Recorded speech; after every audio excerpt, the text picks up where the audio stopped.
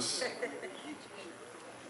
Primeiramente, agradecer a oportunidade de estar aqui falando para essa plateia tão seleta, esse público maravilhoso, força conservadora no Brasil, gente que está já fazendo o trabalho de mudar essa nação no sentido das palavras aí do professor Raimundo, né? Acabar com a canalha comunista, é isso aí. Vou tentar, em palavras bem resumidas, tratar de um tema de sobremaneira de grande importância na atualidade, que é a questão da facção criminosa. Como todos sabem, a insegurança pública é um gargalo que estrangula muitos outros setores. E esse assunto, talvez por ter um certo tabu em torno dele, as pessoas normalmente têm medo de falar verdades em público quando se trata de falar de bandidos, ou talvez porque a questão é muito falseada através de conteúdos acadêmicos marxistas que mais mascaram a realidade do que a revelam, ou talvez porque está faltando um pouco de ciência. Mas bom, como um camarada que lutou nesse campo de batalha e luta na prática e tem também um pouquinho de teoria, eu preparei aqui uma palestrinha intitulada Guerra Civil da Insegurança Pública no Brasil como luta revolucionária do lumpen proletariado. Mas aí eu achei, poxa, coisa mais acadêmica, né? Então a gente vai falar de facções criminosas prisionais como organizações de esquerda mesmo. Aí, para isso aí, vamos passar pelos seguintes tópicos: a Revolução Socialista e crime, as semelhanças entre os grupos de guerrilha e as facções criminosas prisionais, a segurança pública no Brasil como teatro de operações de uma guerra híbrida mundial, e finalizar com o governo Bolsonaro e o estrangulamento das facções criminosas, que está acontecendo nesses últimos meses no país. Primeiro vamos tratar sobre a questão da guerra revolucionária preconizada por Karl Marx em sua literatura. Então, o que o marxismo diz, logo em sua primeira base, a sua fonte primária, é que a propriedade privada dos meios de produção, de alguma forma, é um mal, é um roubo. O camarada é próspero, o camarada trabalhou, gerou emprego, ele é um bandido. Então, o que é que o comunista deve fazer? Ele deve arrebanhar o povo, transformá-los em quadrilhas e roubar aquilo que é a propriedade privada do outro, para transformar supostamente num bem coletivo. Mas na prática o que acontece é que os chefes das quadrilhas fazem uma espécie de monarquia, como a gente vê na Coreia do Sul, em Cuba e na Venezuela, e mantém o povo na maior miséria, sob uma violência muito pior do que ele sofria antes. Antigamente, ele seria simplesmente pobre e ele se torna escravo. Na Coreia do Norte, às vezes, já passou de pai para filho faz tempo, né? Aí Cuba passou de um irmão para outro, na Venezuela passou de um namorado para outro e assim vai. Então, bem, o socialismo básico, ele já prega isso aí. Eu não vou me delongar na explicação disso, porque eu acho que é um fato bem conhecido, né? A doutrina revolucionária. Mas eu quero chamar a atenção por um livro secundário, escrito pelo próprio Karl Marx, chamado O 18 de Brumário, de Luiz Bonaparte. É um livrinho simples, bastante ignorado, mas bem importante. Nessa literatura, o próprio Karl Marx fala de um episódio acontecido na Revolução, após a Revolução Francesa, em que o Luiz Bonaparte, que era um parente descendente de Napoleão, organiza um golpe de Estado através da criação de ONGs de caridade, a gente podia chamar assim, né? Supostamente era de caridade. Ele faz uma organização chamada 10 de Dezembro. Supostamente essa organização trabalhava com distribuição de donativos para vagabundos de Paris, prostitutas, batedores de carteira, pinguços. Mas o objetivo era, no momento azado, essa organização fazer um levante e dar um golpe de Estado. E isso aconteceu no calendário da Revolução Francesa, seria o 18 de Brumário a data, né? É um 9 de novembro, 10, se não me engano. E o golpe foi bem sucedido. Karl Marx mostra isso aí como um exemplo de revolução. Ok, vamos passar à frente. Ainda na doutrina de Karl Marx, ele diz o seguinte, que quem vai fazer a revolução, quer dizer, quem vai roubar os bens privados, é a massa proletária, organizada pelo Partido Comunista, que é o Partido Revolucionário. Mas ele, a priori, despreza o que ele chama de lumpen, que são os párias, os marginais da sociedade. Gente que é tão caótica pelo abuso de drogas e álcool, pela má formação moral, pela malandragem, pela moleza, pela rebeldia, pela loucura mesmo, que é inservível para a revolução. A priori ele despreza isso. Mais tarde, outras ideias vão surgir por seguidores, pessoas que vão, entre aspas, aprimorar o pensamento criminoso de Karl Marx. A Revolução Russa é o primeiro momento, ocorre em 1917, é o primeiro momento em que as teses de Karl Marx vão ser aplicadas na prática.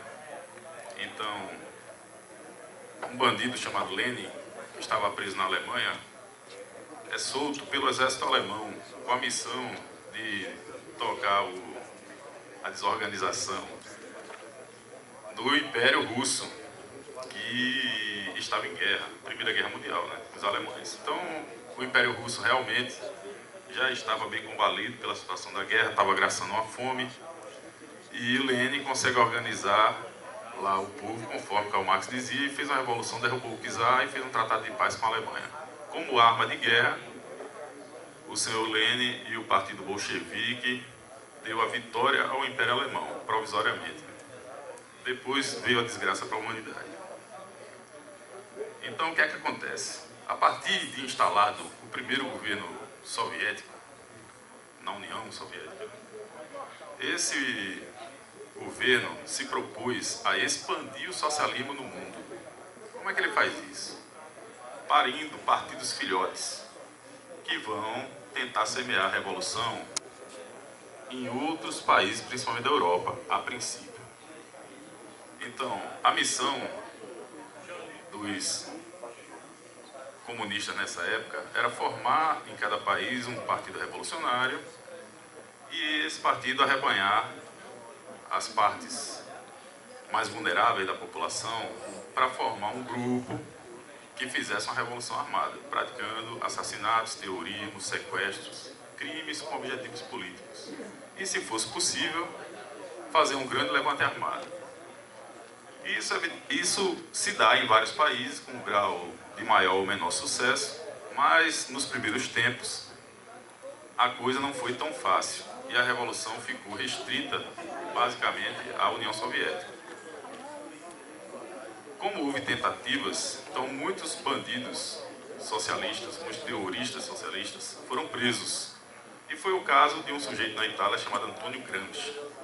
Ele vem a ser muito importante na história, porque nos seus mais de 30 anos de cadeia que ele tirou por crimes que cometeu, ele começou a escrever. Escreveu 3 ou 4 cadernos, lá deixaram ele escrever, né? Escreveu 3 ou 4 cadernos. E nesses cadernos, ele propõe uma outra tese revolucionária, que é assim, como é que, sendo derrotado militarmente, a revolução ainda assim pode vencer? Então ele propõe o que a gente pode chamar de covardia, né? Mas no Brasil já aconteceu. Em vez de lutar contra soldados, invadir quartel, ter uma postura de homem, o gramscista deveria atacar as crianças nas escolas. A partir da formatação da cabeça das crianças, a partir do arrebanhamento de artistas, poderia-se fazer uma cultura marxista. E a partir dessa cultura, aparelhar a justiça e aparelhando a sociedade, de forma que a revolução ia se dar sem nenhum derramamento de sangue. No mundo inteiro, o país em que isso mais deu certo foi o Brasil. E é exatamente o momento que a gente está, numa pós-tomada do poder via gramscista. Mas ainda não estamos no momento Brasil, chegaremos lá. Houve um período no pós-Segunda Guerra Mundial chamado Guerra Fria. Na Segunda Guerra Mundial, basicamente, houve 4 forças se enfrentando. Um imperialismo oriental, que era o Japão, o socialismo, que era a União Soviética, as democracias ocidentais, que aí eram os Estados Unidos e satélites, e o nazifascismo. Pois bem, depois dessa rodada de tiroteio, o nazifascismo e o imperialismo japonês apareceram pela força das armas e sobrou o comunismo da União Soviética e o capitalismo ocidental, né? Vamos chamar assim, o Ocidente democrático. E agora começou outra guerra, foi chamada Guerra Fria. Ela foi chamada Guerra Fria porque os 2 blocos beligerantes que fizeram tratados, né? Então ficou o Pacto de Varsóvia versus a OTAN.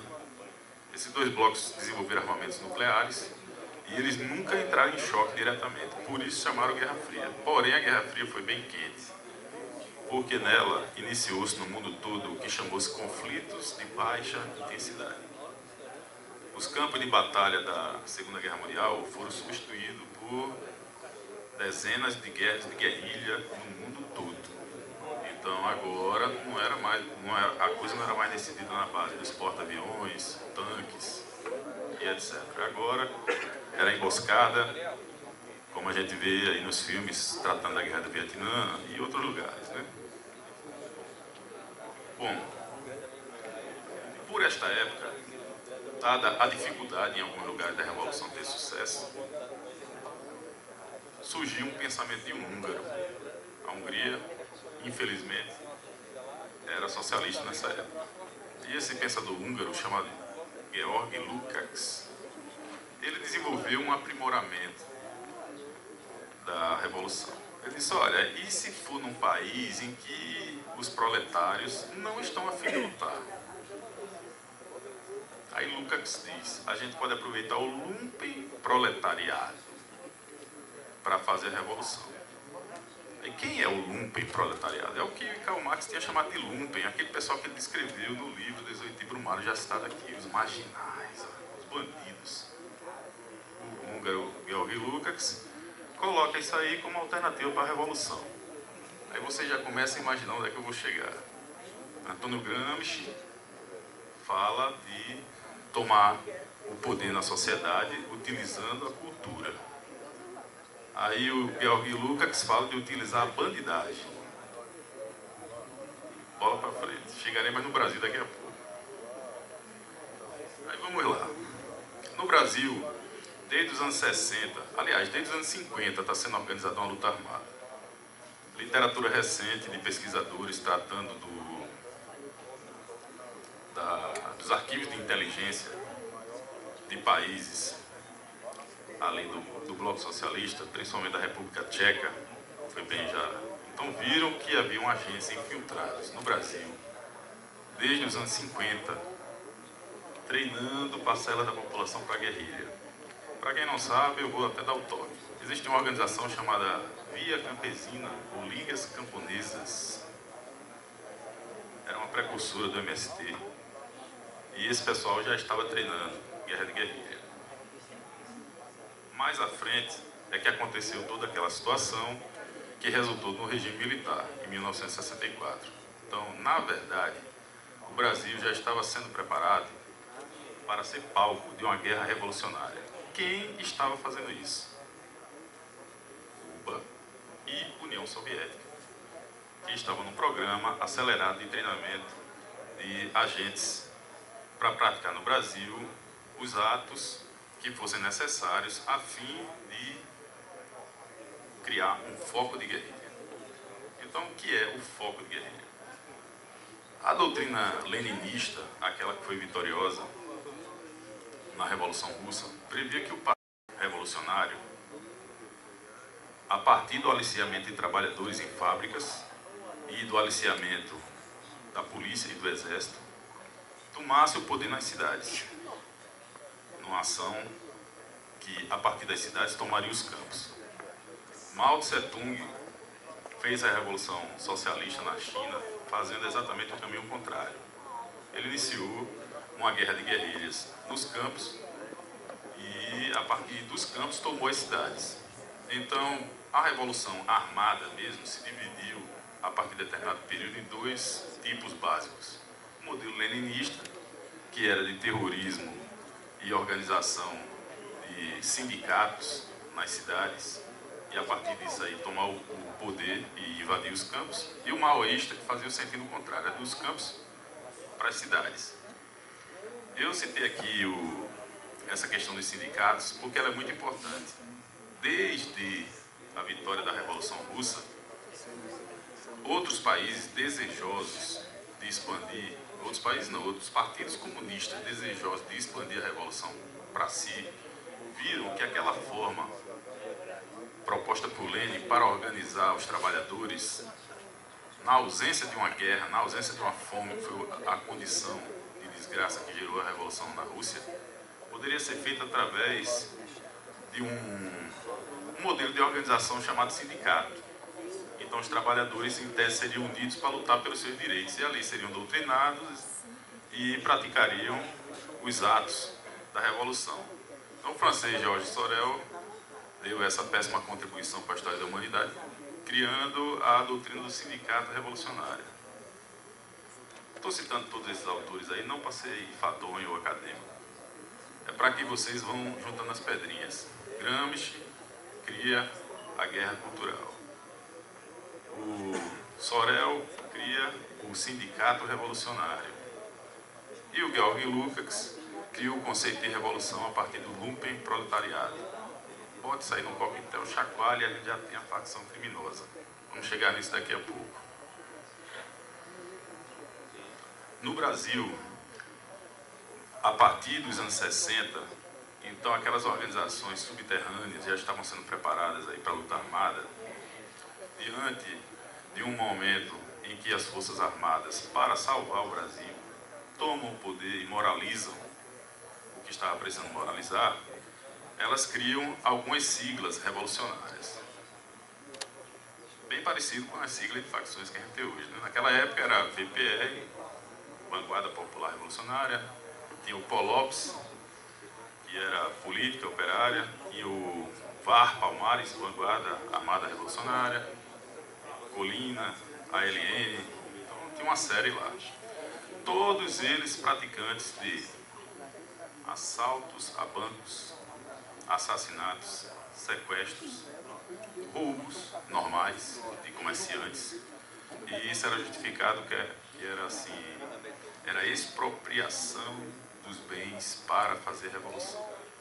Então imagine você num banco, aí chega uma Dilma Rousseff da vida, junto com seus comparsas, e assaltam lá o banco, e aí você pensa assim, ah, tudo bem, mataram o vigilante, mas foi por uma boa causa. E aí? Pois bem, era isso aí que acontecia com essas facções criminosas à moda antiga, né? Eles praticavam os mesmos atos que as facções criminosas atuais, com exceção de tráfico de drogas, mas eles, vamos dizer assim, faziam por uma boa causa, né? Era pelo socialismo. Assim diziam. Aí vamos à frente. No ano de 1979, no presídio de Ilha Grande, no Rio de Janeiro, aí eu quero dizer assim, tudo que eu conversei antes foi um preâmbulo, a gente vai entrar nas facções agora. Em 79, no presídio de Ilha Grande, no Rio de Janeiro, aconteceu uma situação portadora de futuro para esse país. Acharam de prender naquela ilha, né, num presídio bastante isolado, uma porção de vagabundos que participavam da luta armada. Eles não foram mortos, para se ver como o regime militar foi benevolente. É só comparar os números do que aconteceu na Argentina, por exemplo, que aconteceu no Brasil. Eles foram presos. Foram presos na Ilha Grande. Sujeitos como o cabo Anselmo, terrorista, ex-marinheiro, e alguns outros lá. Então, o nome deles não importa muito para o que a gente, para resumir o assunto. E esse pessoal lá na Ilha Grande, se, vamos dizer assim, mafiou com os vagabundos comuns. Então tinha lá vagabundos que eram assassinos, traficantes de drogas, ladrões. E os revolucionários, né, estavam lá dentro, já eram bandidos mesmo. Aí disseram, rapaz, vamos fazer aqui o grupo, né, da gente aqui. Aí eles fizeram um sindicato, olha. Fizeram um sindicato. Uma estrutura sindical. Para quem não sabe o que é uma estrutura sindical, um sindicato não é uma quadrilha, não. Que 5 caras vão fazer uma coisa, não. Tem um tesoureiro, tem um conselho, tem um secretário. E esse modelo de organização, claro, é uma eficiência. Daí porque quando se fala em organização criminosa, a gente já entende que é uma coisa que tem mais poder do que uma quadrilha normal. Pois bem, os caras fizeram lá a organização, muitos deles com treinamentos de sabotagem, de tirar o alvo, de explosivos, adquiridos em campos de treinamento em Cuba e na União Soviética. Olha só a contribuição dos regimes socialistas. E eles organizaram os presos comuns e fundaram uma ONG, como a gente chamaria hoje. A ONG foi chamada Falange Vermelha e depois mudaram o nome popular, ficou Comando Vermelho. Vermelho, ó. Vocês acham que o vermelho aí do nome tinha a ver com o quê? O primeiro líder foi um sujeito chamado Rogério Lengruber, vulgo Bagulhão. Ele foi o primeiro chefe, né, de facção criminosa reconhecido. Hoje em dia a gente tem, né, na descendência do Comando Vermelho, tem o Fernando Ibeiramar, né, teve o Marcinho VP aí, mas não vamos falar dessa genealogia porque não é tão interessante o assunto. O que eu quero frisar para esse ponto é assim: entenderam como é que surgiu a primeira facção criminosa nesse país? Eu preciso explicar mais que uma facção criminosa é uma organização de esquerda. As demais facções criminosas surgiram no seguinte contexto: o Comando Vermelho dominou pelo seu modelo organizacional, né? Eles formaram um exército e saíram dominando. Até que alguém pensou assim, alguém que eu estou dizendo, outros vagabundos, né? Vamos fazer a nossa organização, para contrapor o Comando Vermelho. Aí daí vai surgindo todas as outras. Bom, a princípio isso estava restrito ao Rio de Janeiro. Então lá tinha o Comando Vermelho, tinha a ADA, os amigos dos amigos, né? E algumas outras lá, 3 ou 4. Em São Paulo aconteceu uma situação, nos anos 90, do presídio Carandiru. Não é relevante para o tema aqui dizer o que aconteceu lá, mas foi um momento bom da segurança pública, onde os caras fizeram uma rebelião lá, os caras que estão dizendo os vagabundos, né? E morreram 111, numa ação heróica do batalhão de choque lá. Inclusive, se tornou um presídio bastante passivo pelos próximos 10 anos. Então, já está mostrando como é que é a eficiência no combate a rebeliões. Mas os caras acharam o cu e fundaram a facção criminosa PCC. Aí fizeram o PCC como? Naquele modelo que já fazia sucesso no Rio de Janeiro. Então, chegamos aí nos anos 90, com mais ou menos umas 5 facções criminosas nesse país. Todas organizadas no modelo do Comando Vermelho. Modelo sindicato e com umas ideias. Por exemplo, a ideia de que eles estavam lutando pela justiça e pela paz. Paz, justiça e liberdade. É interessante como esse lema parece bastante com o lema dos partidos revolucionários propostos aí dentro da doutrina marxista, vamos dizer, ortodoxa. E eles também, no discurso dele, eles são oprimidos por uma polícia que é fascista. Então a gente já vai, não precisa ser muito inteligente, não. A polícia é um inimigo opressor. Eles lutam por paz, por justiça e liberdade. Praticam crimes em nome da causa. Se eles fizerem pelo partido, pela facção, aí são inocentes. O que eles não podem fazer é crimes fora das ordens da facção. Bom, tá parecendo a vocês o quê? Isso aí. A gente já falou aqui e doutrinas revolucionárias, aproveitando a marginalia para destruir as estruturas de um país. Aí a gente está falando aqui de organizações criminosas com o mesmo propósito: destruir a polícia, corromper o judiciário. Bom, chegamos por volta do ano 2000. Ah, uma coisa que eu quero falar também, é importante lembrar disso. Você lembra do granchismo? Aí o granchismo também trabalhando da seguinte forma: além de mostrar que o policial é ruim, é opressor, é bruto, né? O policial é bruto, ainda mostra o marginal como herói. O marginal, ele é tipo um Robin Hood, ele é sofrido, ele é um cara que está ali praticando toda sorte de crimes, mas porque ele é vítima da sociedade.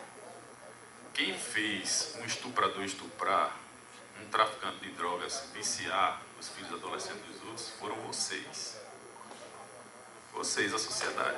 Como vocês fizeram isso, eu não estou conseguindo ver não, mas os partidos socialistas explicam bem direitinho e a facção criminosa diz que é mesmo. Bom, se eles estão dizendo, né, e com a arma na mão ainda mais, né, o que é que a gente vai fazer? Eu espero não ter que explicar assim a mais do que eu estou explicando, porque não precisa, né? Está bem óbvio o que está acontecendo. A gente está falando de, pelos métodos preconizados por Gramsci e George Lukács, uma luta armada. Isso é chamado atualmente, é um conceito que foi citado até pelo professor Raimundo aqui, guerra híbrida ou conflito assimétrico. É uma guerra que ninguém pode chamar de guerra. Por quê? Porque tem um tabu em cima do negócio. Então a gente tem hoje uma crise de segurança pública. Não é uma guerra não. Morrem 60 mil por mês, mas não é guerra não. Você vai na Síria, que é uma guerra. Aí vai ver a contagem dos corpos lá, dá 10 mil. Aí você vai, junta todos os conflitos que tem na Terra, nesse momento, no planeta, você junta todos os conflitos. Aí dá uns 30 mil. Aí no Brasil morre 60 mil de morte matada, mas não é guerra não. É uma crise na segurança pública. Crise desde que época mesmo? A gente já está falando. Mas acontece um outro fato interessante. Em 2003, dentro do sistema eleitoral brasileiro, ganha e é eleito presidente Luiz Inácio Lula da Silva. Deve ser uma coincidência grande, porque a partir da eleição de Lula, a gente tinha em torno de 5 facções criminosas nesse país, e agora a gente tem pelo menos 2 por estado, sendo que há estados como o Ceará que tem 4. Isso só o PT fez com vocês. Vocês acham que isso é coincidência? Na gestão Lula e Dilma, o Brasil se tornou o principal roteiro de tráfico de drogas do mundo e o segundo maior mercado consumidor de drogas, perdendo apenas para os Estados Unidos. Vocês se lembram do tempo que não tinha internet? Vocês se lembram? É até difícil lembrar, né? Mas teve. Todo mundo estava aqui nesse tempo. Pois bem, teve um tempo que não tinha crack também. Eu preciso a data. Antes de 2003 não tinha crack, não. Só se o cara morasse por lá. Aqui no Brasil não tinha, não.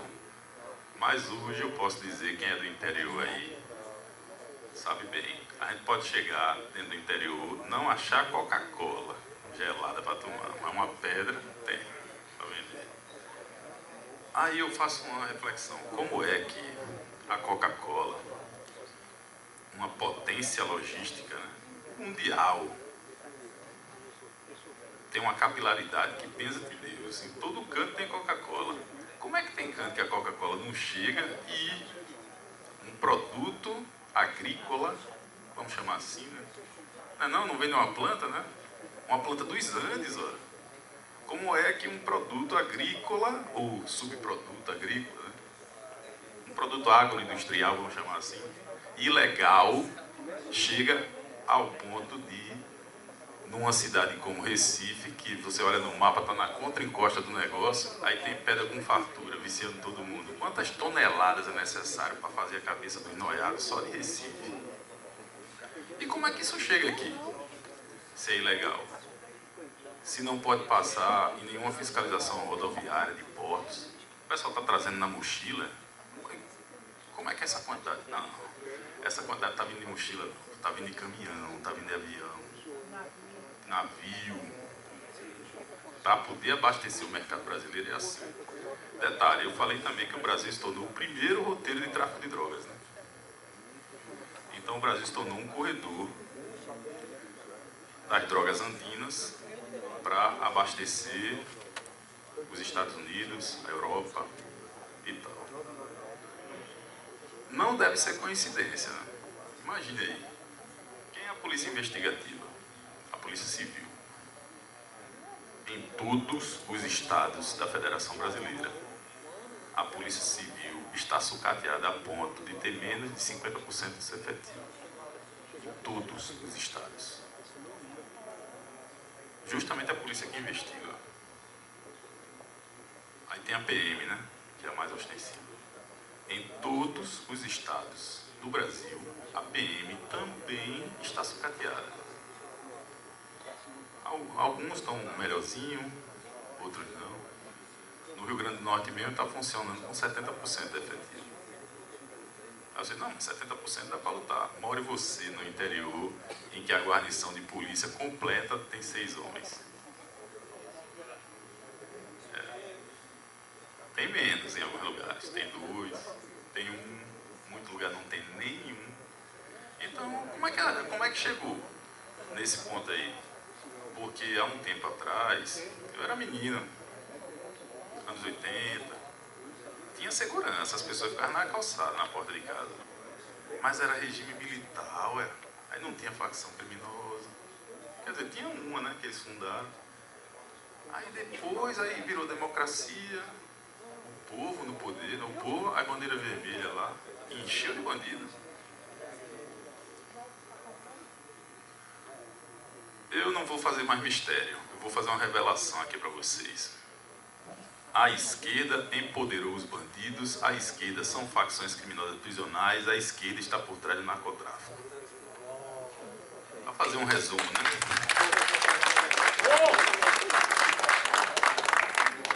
Aí vamos para frente. Eu falei demais no Brasil, mas a gente tem que entender o que rolou do lado de fora.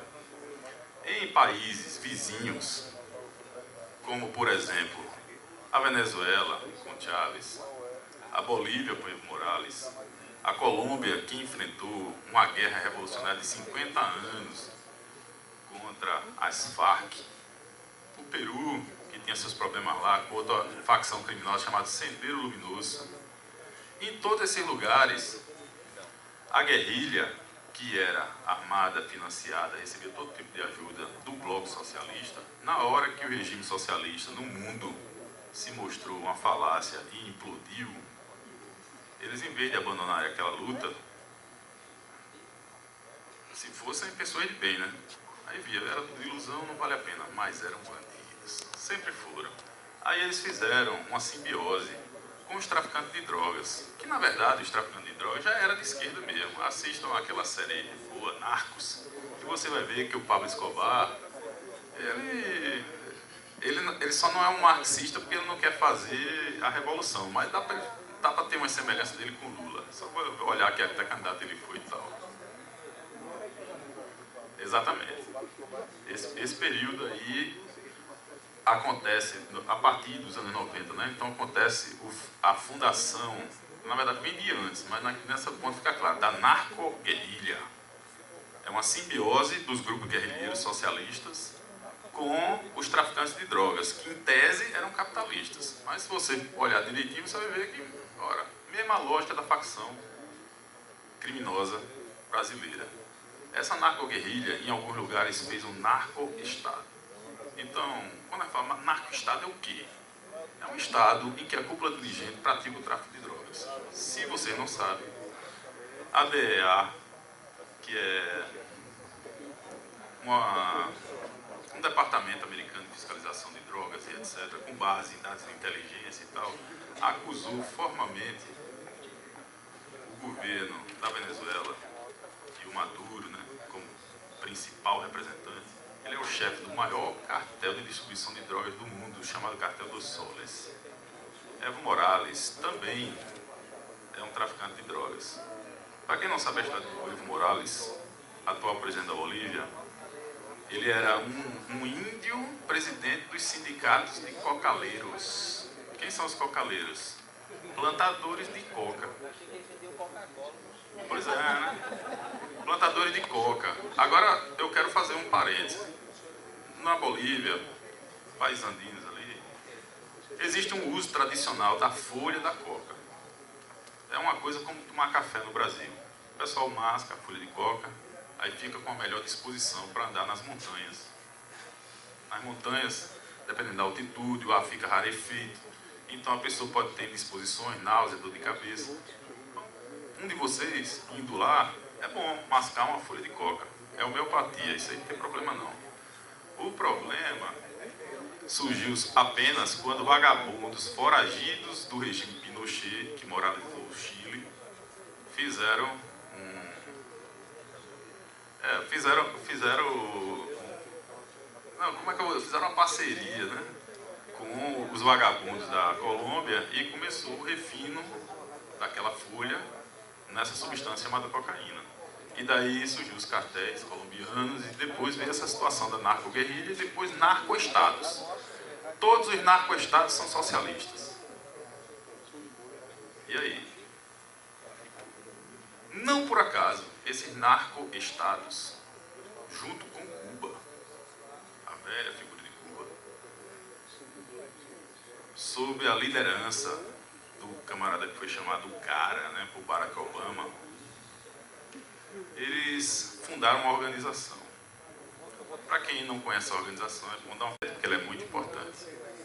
É o Fórum de São Paulo. O Fórum de São Paulo, a gente pode ver de duas formas. É uma grande organização criminosa internacional, juntando vagabundos de vários países, terroristas, traficantes, corruptos políticos, só a escória da América Latina. A gente pode ver por esse viés. Ou pode ver por outro, um viés mais bonito. É uma refundação da Internacional Socialista sonhada por Karl Marx. Qualquer das duas visões está simplesmente correta. Na verdade, as duas são corretas. O Fórum de São Paulo, neste momento, é quem está por trás de todo esse tumulto que está acontecendo nos países vizinhos do Brasil e também está querendo insuflar problemas no Brasil, conforme deu declarações o senador Humberto Costa, do PT. De Pernambuco. Nas redes sociais, né? Então, eu não estou inventando nada, vocês vejam aí. Não é, como é que eu vou dizer? Humberto Costa não falou para mim, não, ele falou para a internet, eu li lá. Aí vamos lá. O que é que o Fórum de São Paulo faz? O Fórum de São Paulo, ele financia, é uma organização supranacional que financia um conflito assimétrico, visando manter no poder onde já está, ou então tomar o poder nos lugares onde não está, a escória socialista internacional. Para dar um exemplo, é o Fórum de São Paulo que sustenta aquela situação horrível na Venezuela. Inclusive, a última reunião do Fórum de São Paulo foi em julho, e foi lá. Maduro deu a seguinte declaração: os objetivos do Fórum de São Paulo estão em de vento e popa. Aí 2 meses depois, está aí o tumulto na América do Sul toda. Inclusive apareceu um óleo aí, né? Eu moro perto da praia, apareceu tartaruga, golfinho morto, né? Que coisa. Aí acharam, mas o navio é grego, né? É grego. É o navio de George Soros, ó. Aí parece que tem uma parceria, o cara daqui, aí ele foi laranja de Lula numa situação, tá? Estão dizendo aí, eu nem sei, ó. E o óleo é da Venezuela. Parece que está combinando bastante com essa história que eu estou contando aqui, né? Bom, vamos lá, raciocínio por si. São coincidências. Né? Eu não estou acusando ninguém, eu estou só elencando pontos, se vocês verem aí, se combina. Aí vamos lá. Isso, aí eu falei guerra assimétrica, ou guerra híbrida, né? O professor já tinha falado aqui, aí vamos explicar direitinho. A guerra assimétrica ou guerra híbrida é uma guerra que se dá em vários níveis, é um conceito militar moderno. Não se utiliza mais aqueles ataques como a gente vê nos filmes, como a gente estuda no livro de história. Agora é assim, coloca uma ONG para minar o país vizinho por dentro, faz um ataque de hackers por aqui, faz uma campanha midiática por ali, coloca um aliado internacional, um cara tipo Macron, para falar uma besteira por ali. E aí é um cerco de vários lados, não necessariamente militar, a fim de atingir objetivos que podem ser políticos, econômicos, militares, e por aí vai. Isso é guerra híbrida, isso é guerra assimétrica. E o Brasil, por excelência, é o pau, o maior campo de batalha da guerra assimétrica na América do Sul. Olhem para o mapa, vejam o tamanho do Brasil, vejam o tamanho dos outros lugares. Me digam uma coisa, vocês acham que a China está interessada no Brasil? Eu tenho ouvido falar que a China comprou 26 hidrelétricas. Tem muamba chinesa para vender aqui em Recife. E Natal tá cheio, viu? E aí, o Xing Ling aí? Quem usa o Xing Ling aí? Tem um bocado de coisa, tá certo. É o que mesmo? A China está querendo derrubar os Estados Unidos como maior potência econômica do mundo. A China é o novo socialismo. Aí você vai olhar o que é o novo socialismo, é o quê? É o velho capitalismo. É capitalismo com trabalho escravo. É o novo socialismo, é capitalismo selvagem com trabalho escravo e detonação da natureza. Aí falaram aqui que a Amazônia está sendo queimada, vai dar uma olhada na China, a galera usa máscara na rua. Bola para frente. Os ambientalistas não podem falar sobre isso. Por quê? Está cuidando da tartaruguinha, está cuidando do peixe-boi, tudo comunista. Ninguém fala do óleo na praia, por quê mesmo? Porque é da Venezuela. Pois é. Coitado do peixe-boi, né? Tem peixe-boi aqui ainda? Eu sou pernambucano, estou até com saudade. Bola para frente. Chegamos num ponto em que assume aqui, vou ser bem rapidinho, que pelo tempo mesmo, assume o poder o governo Bolsonaro, numa grande reviravolta causada pelo uso das redes sociais. O que acontece é que uma parcela da população viu a danação que o país estava, por influência de tudo isso aí, e as facções criminosas no meio, e elegeu o presidente. Aí, primeiro, tinha um antecedente aqui, que incomodou bastante e ocasionou a queda aí da esquerda no poder, pelo menos a nível federal, a Operação Lava Jato. Não tenho dúvidas que políticos corruptos são os principais investidores do tráfico de droga. Para vocês não acharem que eu estou sendo leviano, eu quero lembrar que já teve alguns casos aí, teve o ET de Varginha, vocês se lembram? Aí teve um avião com 500 quilos, não sei o que pousou não sei onde, helicópteros. Aconteceram umas coisas aí, viu? Vocês vão pensando nesse assunto, que vocês vão entender que tem gente ocupando cargos no Planalto Central, ali naquelas casas legislativas por ali, que estão envolvidos com esse negócio.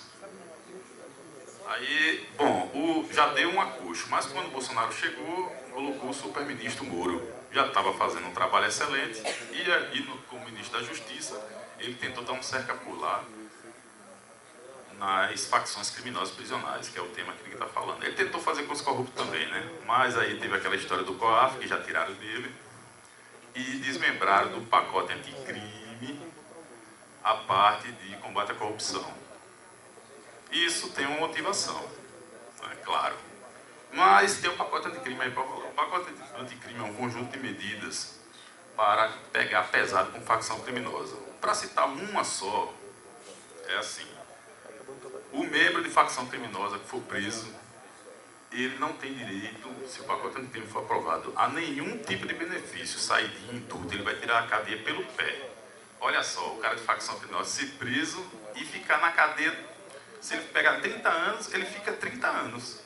E não 3 meses, como atualmente está até sujeito de ser. Entenderam a diferença? Aí de vez em quando eu vou nos presídios, ouvi preso, né, em inquérito, e os caras, quando eu pergunto aí, tu é de que facção? Não, não sou de facção não, o cara com a tatuagem da facção. Ele disse que não é. É claro, o pacote anticrime está aí rolando, ninguém mais quer ser de facção. Pelo menos não se assume, né? Isso explica a queda das estatísticas. O governo federal está pegando pesado com as facções. Aí vem pacote anticrime. Vem o trabalho de inteligência, que está desarticulando as facções, onde elas precisam ser desarticuladas. Facções criminosas são empresas capitalistas, com ideologia socialista, como eu já expliquei, né? Mas eles são capitalistas. Eles têm fluxo de caixa. Então, o governo federal está botando a Polícia Federal para ir em cima dos corredores de dinheiro e levantando, não é o maior corredor de droga do mundo.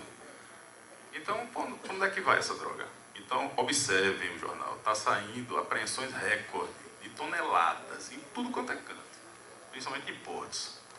Isso é um prejuízo grande. Por outro lado, os presídios federais nunca estiveram lotados, agora estão.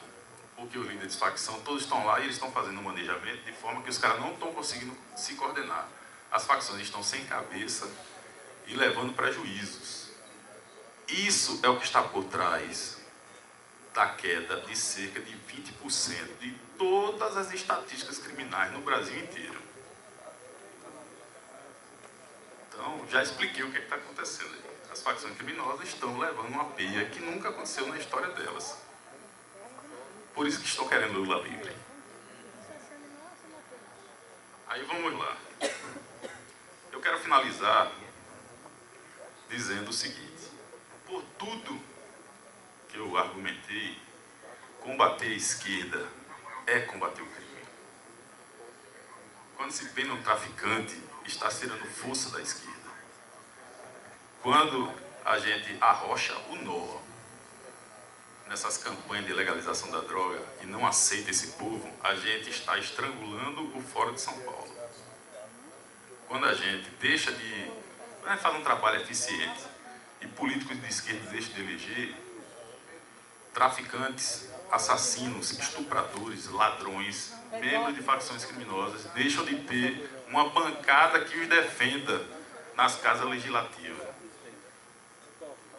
É realmente, para quem está interessado no tema facção criminosa, a hora de se interessar pelo tema política e entender que a grande diferença entre a direita conservadora e a direita liberal é que parece que os liberais só querem fazer negócio, né? As facções criminosas também querem, mas a gente não quer esse negócio, não. E por isso a gente vai acabar com as facções criminosas. Amém. Por isso eles odeiam o Bolsonaro. E a gente vai pisar no pescoço das facções. Com essa aí eu finalizo.